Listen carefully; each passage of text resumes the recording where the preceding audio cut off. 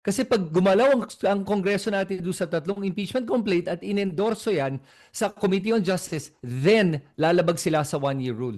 Okay, so kunwari ito nga, I'll help you here. Kung in-endorse nila tapos lalabag sila sa one-year bar rule, di ba? So, effectively, madidismiss yung tatlo. Di ba? No, magte-take effect yung one-year bar rule and then sasabihin hindi pwede, unconstitutional. Oh, so unconstitutional na. Oh, pero ito, sige.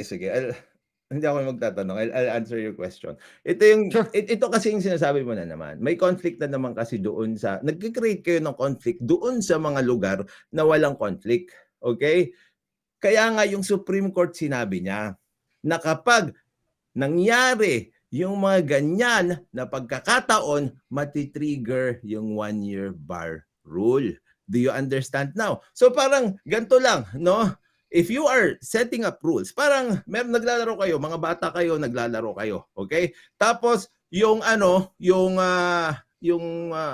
kunwari ang laro nyo tumbang preso, 'di ba? Tapos unang-una yung rule, sabing ganyan, foul kapag hinarangan mo ng paa mo yung lata. Sabi niya, 'di ba?